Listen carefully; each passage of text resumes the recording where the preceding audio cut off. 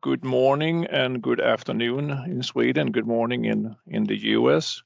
So my name is Christer Bergman, and I'm sorry for a couple minutes delay here. We had some challenge with Nicole Forsberg is coming in from Colorado Boulder. She'll be the moderator. My name is Christer Bergman, and I'm with SIREUS. And we have a team of trainees with us. But more importantly, we have Otto Pohl, who has very graciously volunteered to help us today. And Otto, you are I want you to introduce yourself, but a communications expert for startup, and you have done that for quite some time, and you have seen many companies taking your advice and having easier to get funding. So Otto, without further ado, if you be so kind to start, and then when Nicole is coming in, I kind of fade out and Nicole come back in. So Otto, please welcome and please go ahead. Perfect. Thank you so much, Christer. I really appreciate it. I really appreciate being here today. That's really exciting for me. So what I'm going to talk to you about today is startups and communications for startups, and specifically how to sort of think about as you're coming from an academic environment. Maybe this is your first startup. You're coming from a different sort of background. How to start thinking about it and how to use communication, some of the communications challenges that you will face to actually help also drive and improve your strategy. So it's not just something that you put on top of your startup, but really one of my key messages today is this idea that you are going to use communications and your challenge to start talking about your company as a way to think through the strategy that you're going to have. So that's why I think that if you really think through your narrative, you're going to accelerate the success that you're going to have. So about me, just briefly, I started out as a journalist. I was a journalist for many years, wrote for a bunch of publications, newspapers, and magazines.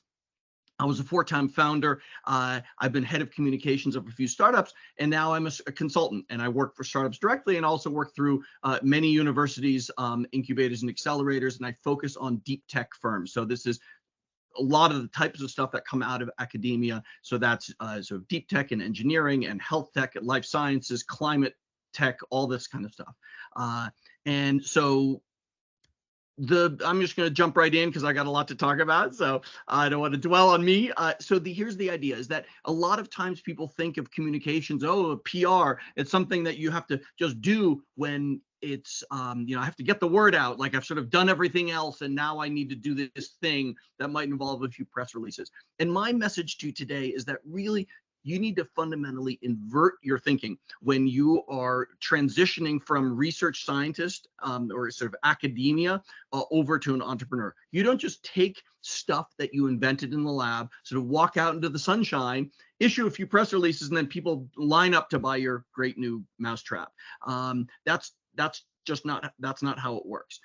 And to be clear, you will walk out into the sunshine, right? Like inspiring those outside groups is fundamental to your success. Maybe you've already been in this phase of formation, or you're an idea in the research and figuring out the founders, and even just emotionally maybe preparing yourself to be a founder, right? That sort of feels like, pick out the company name and buy the URL, like, I've done all the hard stuff. All of that internal work is in fact critical. But there also is another half which is critical, which is when you have to bring in those external groups to create success. Like, you will need them. Most of you will need investors, not all, but certainly most people need investors. You got to inspire those. You have to obviously inspire customers to come and buy the product. You've got to inspire people, great people, to come work for you to help build that success. And you'll probably need industry partnerships and the like. And so you need to engage those external groups, and only together with those external groups will you then have the success that you are dreaming of. And in order to make that success, in order to inspire them, I would tell you that the best way, maybe the only effective way, is to tell those external groups a good story about what you're doing. And the best way that you're going to be able to tell a good story, the sort of foundation for how you're going to be able to tell those good stories, comes with 2 important mindset shifts that are especially critical when you're coming from, again, sort of an academic or research mindset. The first one is that you need to start thinking about your customer before you think about your product. And from those of you coming from a lab environment or research environment, right, like that feels like kind of a big shock. You spent all this time building this thing, and sure, you have the customer in mind. It's there's the disease I'm solving, or the, how I'm going to get carbon out of the atmosphere, right? Like, you've sort of thought obviously about the end result to some degree, but really what you're thinking about is your product, and you want to talk so much about how the chemical reaction is this or the whatever, or in this example that I've here on this, you're this great drill that you have, and how, how many RPMs it has, and how it houses this diamond tip that you spent so long developing, and you really want to talk about that. But really what you have to talk about is you have to talk about that customer benefit, right? Because no one is buying the drill just because they want to own a drill. They're buying a drill because they want a hole in the wall. And in fact, they probably don't even just really want a hole in the wall. That what they want is a happy spouse who yelled at them that there's nothing hanging on the wall and that picture's been sitting on the floor for the last 3 months, and when are you going to do something about it? So what they really want to do is they want to keep their spouse happy. And so they're buying a drill because they want to put a hole in the wall to keep their spouse happy. And so if you keep and so when they make that decision, right, they might come and then maybe they'll pick your drill because, oh, it has 5,400 RPM. Like, that seems like a really great drill. It has that diamond tip. Fabulous. So maybe that's the choice. But the first thing that's going to get them to there is the fact that they have these needs. And you need to start thinking about your drill in terms of the holes that people want to drill, and not in terms of the item that you've created. So you need product market fit, which is something that a lot of people talk about. But first is it's more about that market fit, and it's about the market that you need to think about. And then obviously the product is an important component of that. But if you're looking back at your product, it might also start to tell you really not only how you're going to talk about your product, it might also give you some ideas for the type of features that you might want to add to that product later. So the other shift, so once we talked about how you really have to look at your problem and your solution from the problem and the customer perspective, the other is that you need to talk about it from a customer and a business perspective. So academia has a certain mode of communication, right? You have a precision of terms. You're always very careful to say the things you know and the things you don't know. You say, this is true, but only to this point. We haven't tested that yet. And some people say this and other people say that, and I'm going to let you decide, right? I'm not going to sort of jump to conclusions and just tell you the answer because the research maybe isn't completely done yet, right? So those are the things that we say in academia. And that, by the way, the scientific method is obviously fabulous and great, and it's totally appropriate for what you're doing there.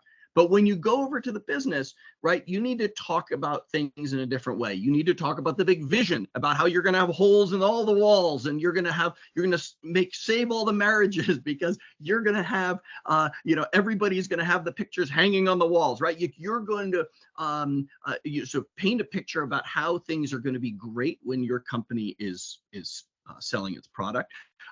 You're going to say that these things are happening. Maybe you haven't quite figured out all the aspects of the drill yet, but you need to project some certainty. You need to project some clarity. You need to enlist followers to come join you. That's this thing. There's just not enough holes in all the walls in the world, and we're here to help solve that, right? And so you need to tell these stories. And for some people, that sort of thing sounds kind of scary. It sounds like I'm inviting you to become a used car salesman. And that is not true at all. It's a different type of telling a story and of telling a situation and describing a situation. And it's just the correct strategy for the environment that you're in. It's just, you have to think about it like, if you're if you're going to the theater and you want to wear a nice suit, then that's very appropriate. You're going to a formal dinner, you wear a suit. If you're going to the beach, you wear a bathing suit. Neither outfit is right or wrong. It's just the correct one for the environment that you're in. So I want you to make sure that you know when you're talking in one style and when you're talking about the other. And I don't want you to think that one is necessarily better than the other. It's just that it's appropriate for where you're at. So let's just look at a couple quick examples before we move on, just to kind of highlight these two things, right? So here's an example of a startup that I was working with. And this is, I think, a great example of that mindset at work, right? Let's say you had spent all this time figuring out how to add something to surfaces to extend the life of these chlorine-based disinfectants. We're obviously all worried about the pandemic and obviously disease in general. And so, wow, wouldn't it be amazing if we could extend the life of these disinfectants that are used in homes and hospitals and schools and wherever.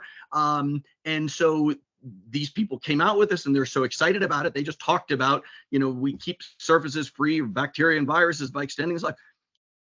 But nobody in the real world is thinking, gee, man, I wish my chlorine-based disinfectants had a longer life, right? What they're thinking is, gee, I wish my kid wasn't getting sick. I wish I could go to, I wish I could touch a doorknob at the hospital and not have to then wash my hands afterwards. They're thinking about keeping people safe and keeping people healthy, right? So like that's where the story would start. And then you can say how we do it is obviously blah, blah, blah, the chlorine-based this and that, and it's longer, right? But like when I come to this website, what I want to see is an answer to my problem, which is, man, I've got a hospital with a high infection rate and I want to keep everybody safer. And then you can tell me about like how you achieve that. And then of course the image is literally the academic mindset at work. This is not the picture that you're trying to present of some woman peering through a microscope. What you want is, happy people. You want to, some maybe photo in a hospital of all these, happy patients, right? You want to show the result and the outcome of your product, not the sort of the technical and how you got there. So a way of doing that, just to show you a couple of examples of, thinking this through this other way. Here's a company I was working with, Ecoelectro. They spent years perfecting this membrane that's going to improve hydrogen and sort of reverse osmosis of hydrogen process, right? But the outcome, and they can talk to you about that for hours, but the outcome is, if I'm again, it's sort of an industry and trying to figure out how I'm going to make cost-efficient hydrogen, green hydrogen, the outcome is like, wow, I'm just going to cut my cost by 78%. I'm going to make it profitable. I'm going to make it financially feasible in order to make hydrogen. And then, of course, you can get into like, okay, it's this membrane technology that does that, blah, blah, blah. But first and foremost, my problem is that right now, green hydrogen is uneconomic. And what I'm trying to do is I'm trying to turn that into something that works and that solves my problem. Oh, you can solve my problem. And then, of course, well, how do you solve it? And of course, you'll get to all that. But first and foremost, you have to catch me by saying, like, I know you have a problem and I'm solving that problem for you. Here's another example. These people are focusing really nicely on the customer benefit. So I don't know if you know Drift, and it's one of those like those chat bots that pops up in the corner of the screen, right when you're going to buy something or you're going to visit some website, airline or something. And they're talking about the benefit, right? So they're speaking to the business customer, right? Like you're going to have more, basically more sales with less work. And then, oh, like I want that. And then how do you do that? And then it goes and and then it says, hey, it's an AI powered conversational platform that integrates chat, et cetera, et cetera. And then it sort of goes into it. And by the way, this website screenshot here is a really nice site. I'm not going to get too much into it today, but in terms of having all the elements of what a good the top of a website should look like. I'm not a huge fan of the color scheme, but it has all the important things. The headline says the benefit that you create. Again, you're looking at it from the customer perspective. And then the subhead at least starts to allude to how I create that, right? So you're getting into some of the details. Oh, it's like AI powered this and that, and this is a chatbot, et cetera. It shows the people sort of a happy customer using it. So it gives you a little bit of an impression of what that product, the process of using that product is going to feel like and look like. It's got what I call social proof in the bottom left. They're like, oh, they're working with all of these great companies, like, so that's pretty impressive. And then there's a next step, right? Get a demo, take a tour, right? Action websites are an action verb. They trying to get you to go from somewhere to somewhere. And it starts with, again, speaking from the customer mindset and then working your way through and saying like, here's this thing I want you to do. And you might be in an early stage and maybe it's just, hey, I want you to enter your email address or sign up for my newsletter or get on the waiting list. It might be the call to action might be relatively sort of mild at this point. It's not buy now, but you have to have something there. And so I think this website does a good example of what that looks like. So I wanted to also share this, how this looks in a pitch deck and in a presentation perspective. I work with an accelerator that helps German companies enter the US market. And I'm not sure if Sweden and Germany, like how similarly they are culturally. Maybe there's sort of a Northern European similarity. But the point is that there likely are differences. And I'm going to assume that they're the same here as the Germans for right now. And please bear with me on that one. Germans are very analytical and they tend to present and start with a bunch of background and facts. They start why did I start this company? Well, let me tell you about it. And we have 3 offices and we're founded in Munich and and they give you these things. And this is sort of an example of lots of text, and they sort of set these sort of intellectual frameworks, and then they start working that way. And that may work great in Germany. It doesn't work great in the United States. And so I invite you to also think about whatever the differences are between Sweden and the US, is to be conscious of the fact that the US might have a different cultural thing. It's a little bit like shifting from academics to business in terms of how you speak. It's also shifting from one cultural context to the other. Here's another one that sort of a German presentation start with, here is, the facts about this company. And they go through these things. And if you see, it's really impressive, right? They've got 5 million users. They're in 120 countries. They clearly doing all this amazing stuff. So don't tell me that, give me this dry list of things. Show me this amazing stuff that you're using. And you can obviously get these facts in. Obviously, many of them are very impressive. And so I want you to start the story from, from where it's impactful and not from some kind of a sort of a top-down approach. So to summarize, right? So the first thing, it's about the customer. That's where you start with your understanding of, who this person is, and you're explaining it from the problem that they have. And then secondly, I want you to simplify that story in all of your conversations, right? So again, you're not being glib and shallow. You're just translating the way you speak about things to where they are. And one of the reasons that it's so hard for a lot of founders to do this is that you sort of know too much, right? You have been spending all this time figuring out this thing, particularly if you're in, again, life sciences, biotech, deep sciences stuff, right? You know so much of both the nuance, both the positive, but also the it's, things that we haven't quite figured out yet, or we're hoping this, and et cetera. And so you will always have that opportunity to speak with, you have your PhD to PhD science conversation with people when you get to a certain point. But you have to start by bringing them in with a simple, clear overview of what you're doing and why it's going to make everyone's life better, right? So, and it's not oversimplifying. That's always the fine line between elegant simplification and oversimplification, right? And so that's where sometimes, and that's a lot of times, the value that I bring is that I'm it's an intelligent but white page. And so when someone explains something to me, I try to sort of pick out the things that seem like they're really important and try to filter that from all the facts that later will maybe support the case but aren't necessary up front.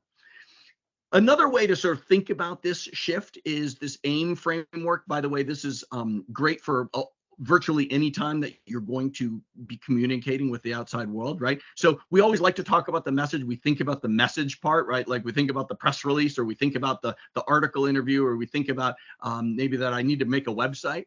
But I invite you to always think about the A and the I first, right? The audience comes first. Like, who are you talking to? What do you want them to do? Who are they? What do they need? What are they afraid of? What are their hopes and dreams? And first you need to figure that out. And then you need to then figure out, okay, well, what do you want them to do? And by the way, when you launch a startup, also, I want you to think about your audience. I've talked to more than one founder where you're like, who is this product for? And they say, everybody. And if you think your product is for everybody, that's both ambitious and wrong. I mean, it may be on some level true, but it's always, there's a prioritization of people who need your product more and are maybe willing to pay more and put up with your sort of beta version of your product way before the mass market will. So I invite you to not only think about who the audience is, but how you can most effectively subdivide it so that you can get to the people who really desperately need your product first. Then you obviously want to think about, again, the intent, like, what do you want them to do? Do you want them to buy? Do you want them to, sign up for a demo? Do you want them to just write a check? What is the thing that you want them to do? And only once you have the A and the I figured out, then you can come back to the M. So that's a great one to keep in mind. And that's true from every email that you write, pretty much, to every presentation that you give, to every sales pitch that you give, every website that you write. Always keep the aim in mind. And so that's why I want to talk again, this idea that as you think through your communications, it forces you to think through a lot of strategic questions. And that's why It's not an afterthought. The process of building your messaging right is a critical opportunity to get that strategy straight. So thinking through those customer benefits, thinking about how you're going to talk about it, that's how communications can really turn into an incredibly valuable strategic exercise. Okay, so now we talked a little bit about that. So I want to turn a little bit sort of like, how do you start thinking about storytelling? And again, first of all, why, story versus just how to talk about it, right? Facts are just dots, just like stars are dots in the sky. But everybody just inherently wants things to make sense. We want there to be a reason for it, right? Like we want to fill in the blanks, and people have been doing that obviously naturally for 1,000 years. So if you paint that picture for that you want the audience to have, then that's what's going to sort of drive them. And it's going to do a couple of things as you move from sort of random dots in the sky to stories about, bears and whatnot. It will make it, first of all, much more memorable. You're going to see those things. They're going to see those with you. And if you have just, again, a couple of dots, it can paint a whole picture of the whole bear. And so they can sort of fill in the dots for themselves. And then finally, if you don't tell your own story, at some point a competitor will, and they probably won't be as flattering about you as you're going to be. So I want you to make sure that you are telling people something that is that's memorable and reaching the people that you need to reach. And so one of the ways to look at it, right, is like, let's look at how it's like movies do it, right? This is sort of the classic vessel of storytelling. And they're almost all exactly the same underneath, right? You meet the hero. The hero comes into contact with some kind of an obstacle. The hero almost fails in sort of achieving that obstacle, and ultimately the hero overcomes this obstacle and is changed and realizes some high level truth. And what's interesting is that if you just came out with that high level truth, and some of the high level truths that a movie might have at the end, which is like, oh, family is the most important thing, right? Which sounds kind of banal and stupid if you just sort of said it. But if you take this whole journey and this person and then the meet the girl and then almost loses girl and then this and the family and the kids, right? It's like you introduce all this human emotion into it, and at the end they're all reunited and everybody's happy. And there's a real sense of satisfaction as you leave the theater. You needed to take people through that journey in order to get to have that final realization resonate, right? So here's an example. I don't know if any of you have seen this movie from Knocked Up, but it's sort of, again, it's relatively classic, both in terms of movie as well as the structure, right? These like two people meet, they're having their separate lives, they have this one night stand. She ends up pregnant. Then obviously that sort of causes all kinds of problems in both of their lives. They weren't expecting it. Nothing's working. They almost sort of break up and never talk to each other again. And then in the end, they realize true happiness and that they're fit for each other, and they have the baby, and everybody's happy, right? So that's what gives you that. And now, obviously, when you make a startup story, right? Like your startup story is going to be a lot shorter, but you can compress that realization through something that can fit into words in a picture or 30 seconds, and you can do a lot of what movies do over an hour and a half. So for example, I'd like to buy the world of Coke. If any of you remember this, it was an old ad in the 60s and 70s. And right, so first of all, the image and the presentation and the thought here is not like, hey, I want you to buy this like fizzy sweet caffeinated beverage, right? Oh, it's the fizziest and it's the coldest, and right, that's sort of, again, that product mindset. It's saying like, well, what does the audience do? And you might think this is a ridiculous reach to say that, like, if you drink this the tooth rotting beverage that you're going to make world peace. But like Coca-Cola knew that they have to take it to a higher level of an aspiration of what the audience wants. Like, and this was a time, there's, again, maybe like today, a lot of conflict in the world, and like, hey, we're all just going to bring each other together. We all love Coke. I'd like to buy you a Coke, and we're all going to hang out and be happy together.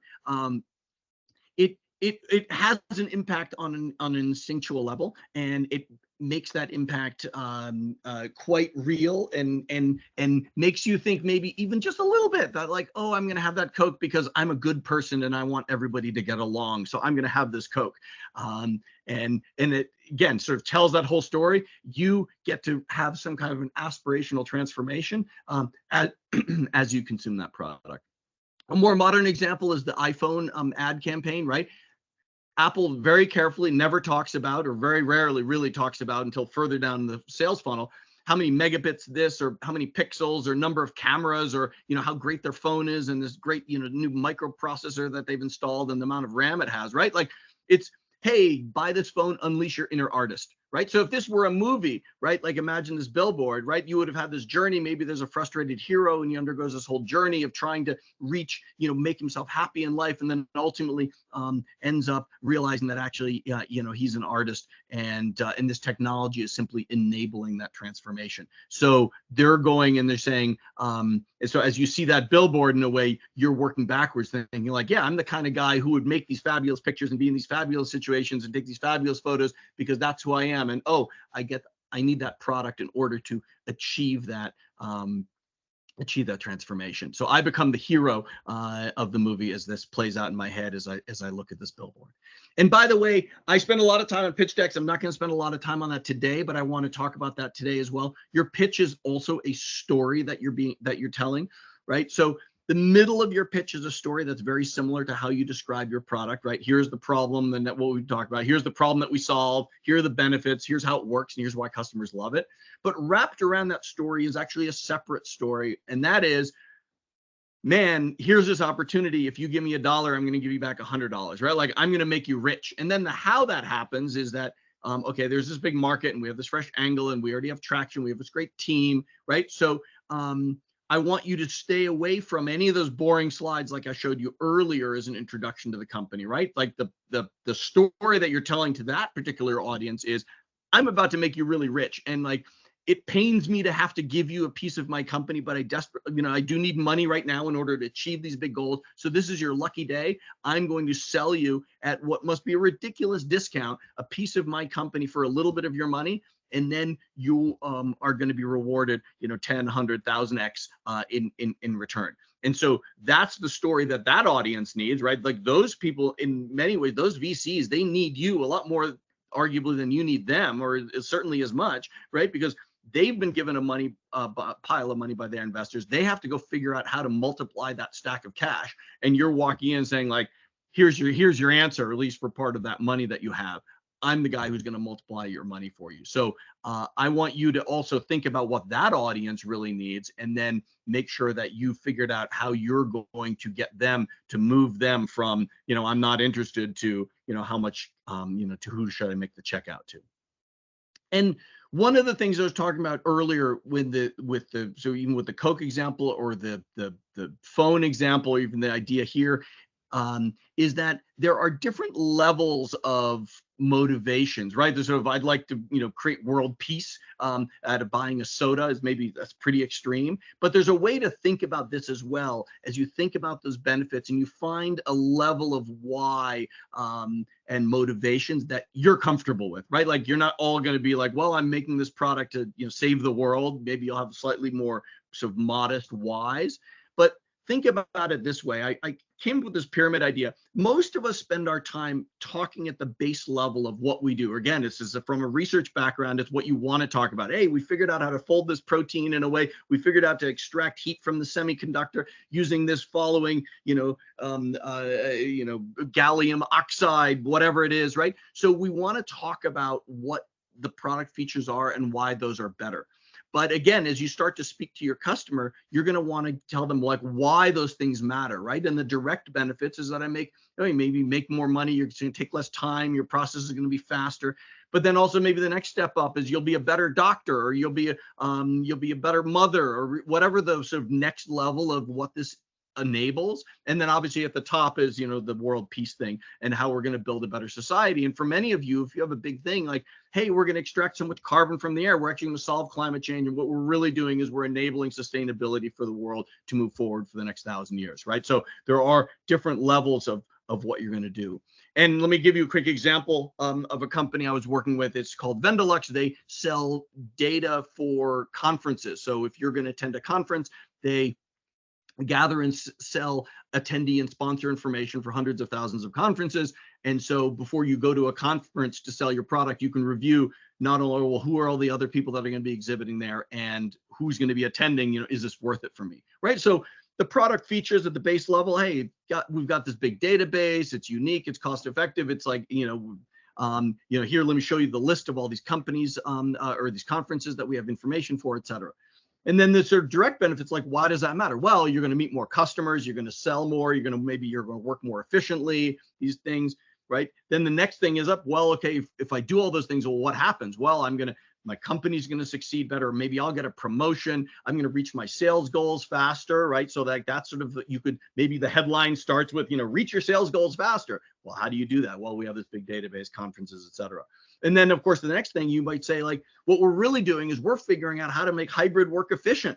That's our goal, is we're trying to strengthen domestic industry. We're trying to figure out how, in this day of remote and Zoom and everybody disconnected, when we bring people together, we're going to bring that efficiently. And by the way, we're also going to be carbon efficient about it, because people are going to travel unnecessarily to conferences that are not right for them. So we're really here to, in a way, like, save the world through this thing. And then how do we do it is we go down. And you have to find where and when you are targeting those various levels of why, and then you back it up with the what that you, again, obviously the product and how you do it. So that's a lot of the sort of the big background. And I want to give you a couple more sort of practical ideas here as well. So again, we talk about how PR, and again, then we think about the message as being that sort of end thing. And as I mentioned, with the aim, with the audience, intent, and message, you have to think about the intent and the message first. You also need to think about the journey that your customer is going to take from being someone who doesn't know about your product at all to being a customer and putting their good money down to buy your product, right? So we think about it as like, oh, well, I'll go on TV and I'll do the big interview, or I'll have I'll invite journalists to write about me. And you sort of think of it, it starts from there. And it does, for the customer, it does start from there. Oh, they read about you in the newspaper, and then they come visit your website, and then maybe they do a little research and they read your social media and they look at your LinkedIn profile, and then they sign up and they get, your product demo, or they get sort of sales materials, and then they talk to someone, and then they decide to buy. So that is the customer conversion funnel, and you need to think through that. But the way to create something like this, and the way to think about this, is to work from the bottom up.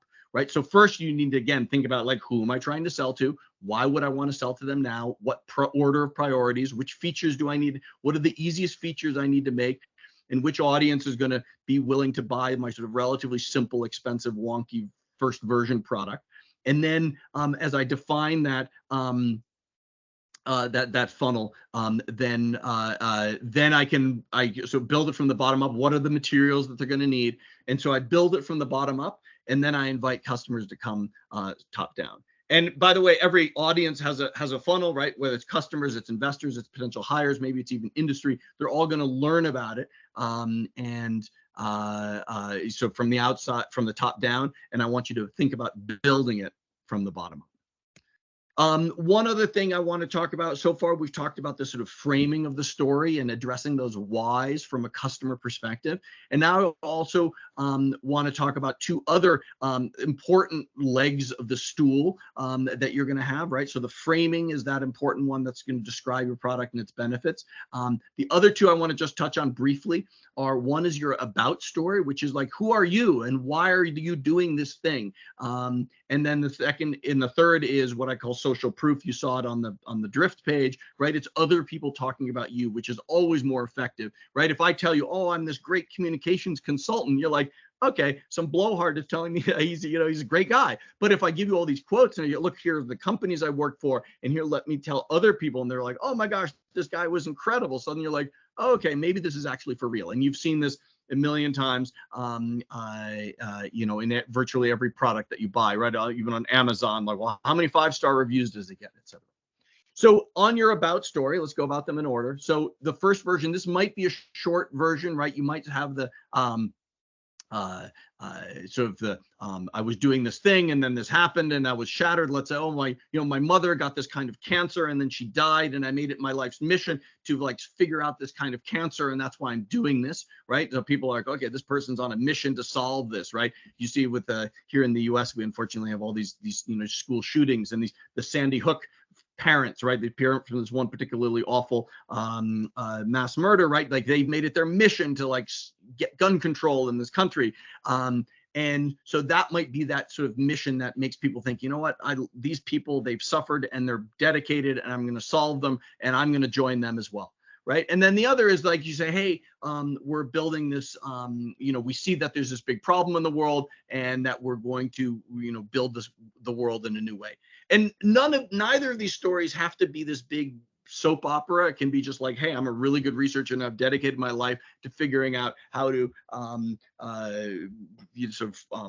whatever, extract carbon from the air, or whatever it might be, and I've just and we've assembled some of the world's greatest people, and we're doing it. There's different ways of convincing people from a relatively intellectual to a relatively emotional level. But I want you to always think about the fact that you're selling yourself and your vision, as much as you are selling the product. People need to join you. People need to decide, especially the smartest and the most talented employees. They have lots of options about where they could work. Why are they going to work with you? Because you are sort of have this big vision, and you have this credibility in terms of being the one who's going to spark this revolution. And then the social proof side is that final stool leg. You've all seen it, right? You see the 5-star reviews. You've seen the impact we've had. You've seen the logos of the companies we work with. Here's these case studies of all these customers that have, used our product to be successful. Here are the quotes.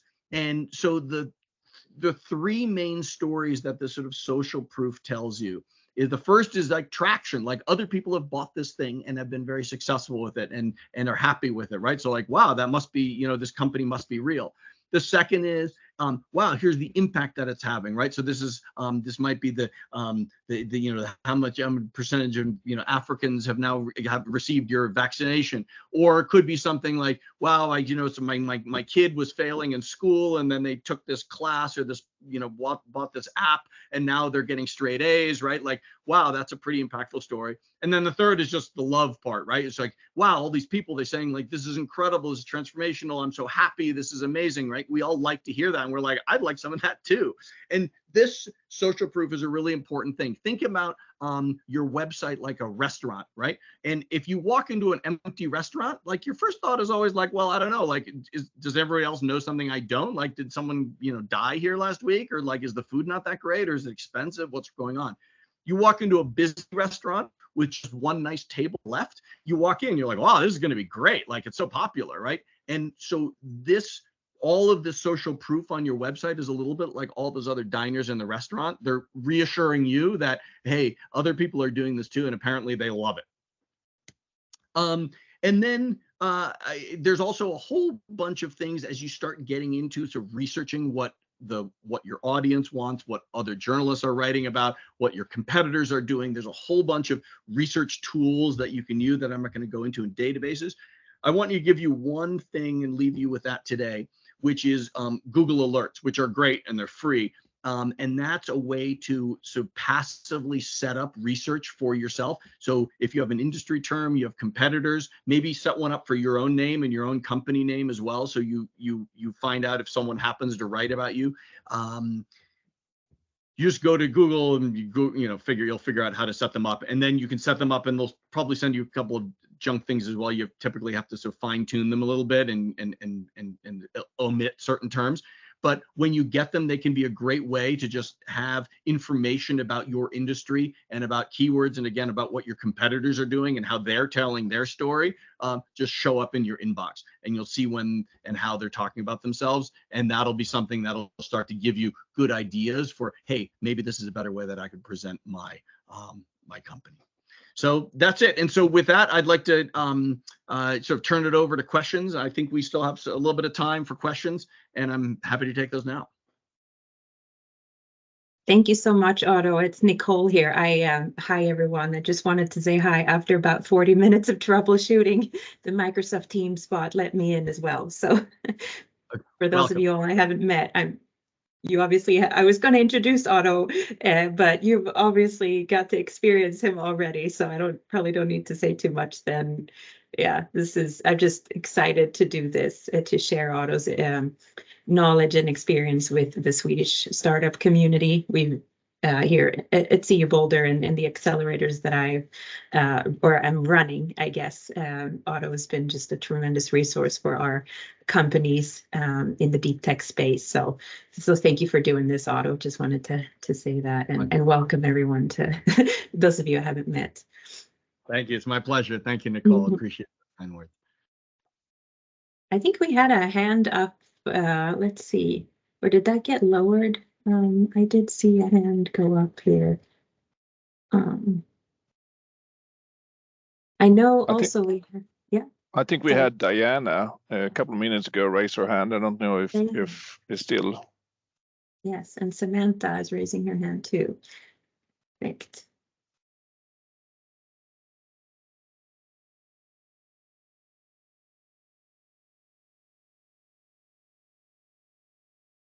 I'm guessing we need to unmute Samantha probably.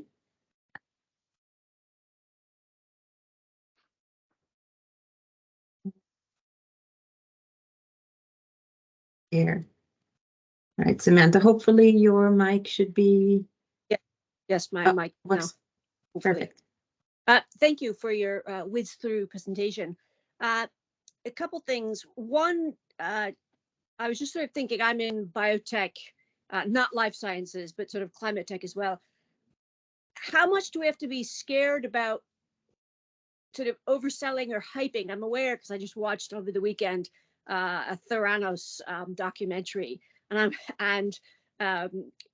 my co-founder, very Swedish established professor, and he are very conservative, and we just absolutely shudder at sort of some of the idea of hype or story. And no total offense, but it's sort of like, oh, around our lab, there's a lot of phrases that go, oh, so American, and it's like a terrible, terrible. Totally. So I want to know, obviously this is to try and encourage, but we're also in a huge international environment now where we may have, Brazilian investors or South African investors, what have you. So we're too tiny to have 5 websites and multiple things. So do you have ideas about how to A, get around the Theranos problem, and B, how to sort of soften for this ultra complex world where we're selling east and west? Thank you. Yep. Well, perfect. No, great question, and actually several questions have wrapped up in there, right? Like, so let me first address the sort of overhype question, right? And I'll get to Theranos in a second, which I think there's an important takeaway from the Theranos issue. But just in terms of like being worried about overselling it, well, to some degree, you have to have a degree of confidence that your product or your solution works. If you're not sure yet that it does work or that it will work, like maybe you shouldn't be selling it yet, right? Like, and so there's nothing, there's a fine line, and ultimately it's one that you have to work out for yourself, which is, am I ready to start selling my product, and do I think that my product works? And if you think like, like there's still some issues left. Like I haven't figured out how to scale it yet from the lab bench to, production scale, but I feel like I've solved all the hard problems and I can get there. Like, I think those are bounded problems and there's no unexpected sort of issue. I'm ready to start talking about how I can sell this thing and extract, 15 gigatons of carbon from the atmosphere, although I've really only done it so far at lab scale. But I think I've done it. I'm ready to start talking about it. That's ultimately some kind of a gut call. I can tell you that all these companies that are again, sort of science ones, like they haven't done it at scale because like they're just starting, right? So nobody really has figured it out, and you can, but you have to sort of feel confident that, hey, those things that we haven't figured out yet, like we can get there when we get there, and we can solve those as we get there.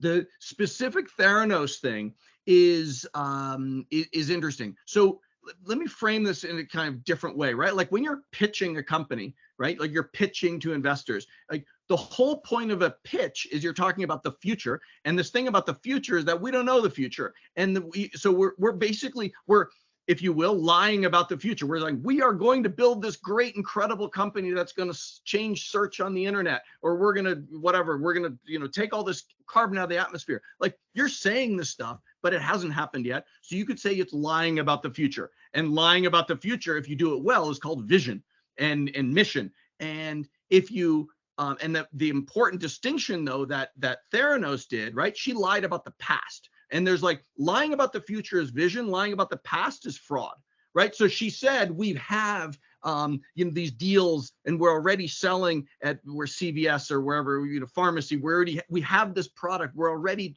analyzing all this blood, and secretly she wasn't doing that at all. She was using some competitor product that she put a sticker over. And so like that's fraud. And so in her case, I think what happened, and I don't know her or all the details, but I've read a fair bit, is that, and this is what often happens, is that you lie about the future, and that's considered vision. And then at some point she got embarrassed by the fact that she said, oh, by next year we're going to have this thing. And then a year went by and she didn't have the thing. And she had all these people saying, well, where's the thing that you said we're going to have in a year? And instead of just saying, well, tough news, we haven't figured it out yet. It's going to take longer than I thought, which is fine and happens all the time, right? We thought we were going to do this and then we didn't. Instead, she said, oh yeah, we did that thing, right? And that's when she crossed over into lying. Like, and if you think about it, I mean, there's a really interesting difference. Elon Musk has been lying about, if you will, missioning about self-driving cars. In 2014, we're going to have self-driving cars in a year. And like here we are in 2024, and we're arguably no closer to it, but nobody's putting him in jail. It's because he just said he had this thing and he said like, we're going to do this. And then we haven't gotten there. He's like, oh yeah, but don't worry about that. But I've got this other cool product to distract you in the meantime. He didn't say like, oh, I've got the self-driving car. He just kept talking about how it will come.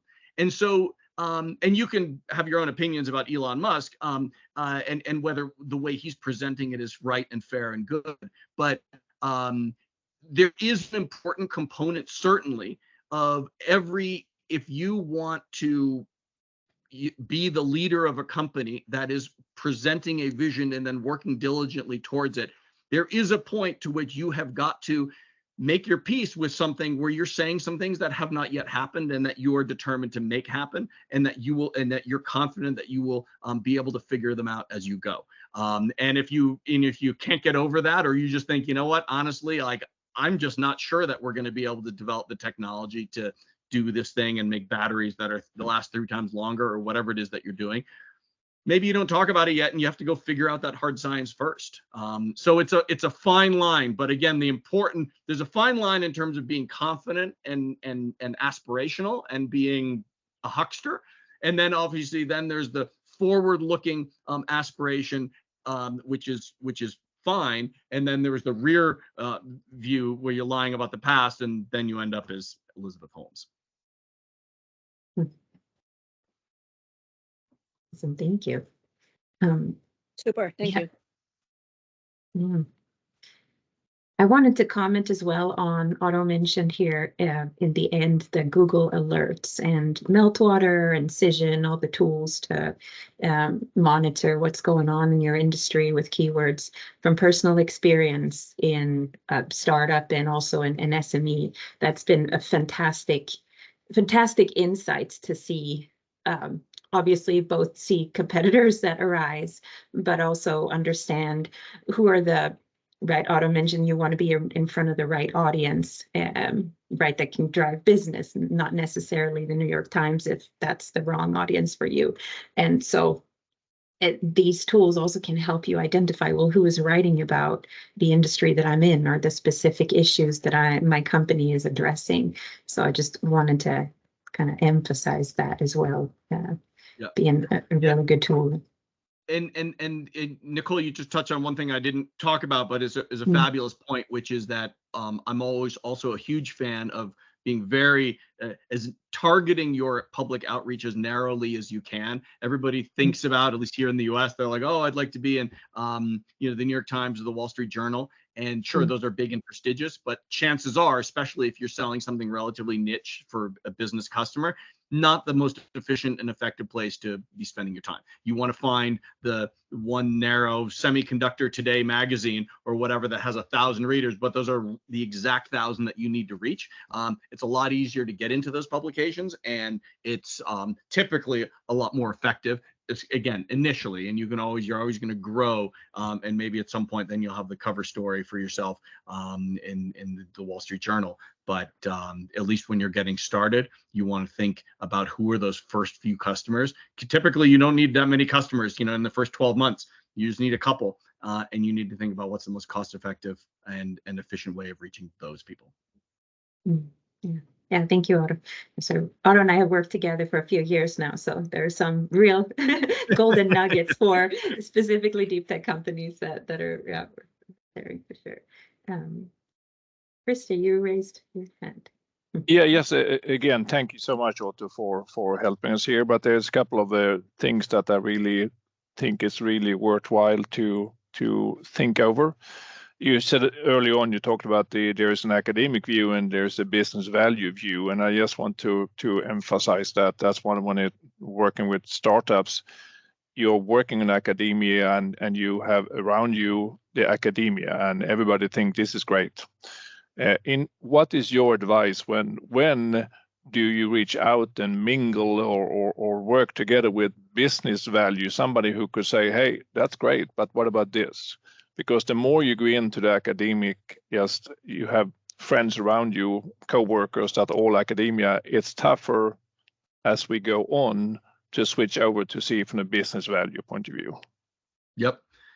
So the first thing, and you get really, it's not just the first, is one almost continuous thing, or is whether we call it customer discovery. There's like talking to the people that are going to buy your product or use your product or benefit from your product. And that is, I would say, the most important conversations that you can have, because you can think about like, oh, again, I used to have this drill example. You go, oh, I have this thing and it's going to be great. And you talk to all the other sort of drill researchers out there and they've all, working on this very sort of fine-tuned thing. And you lose sight of the fact that at the end of the day, someone's going to need to buy this thing and there's motivations for why they're going to want it and how they're going to use it and what in the environment in which they're going to use it.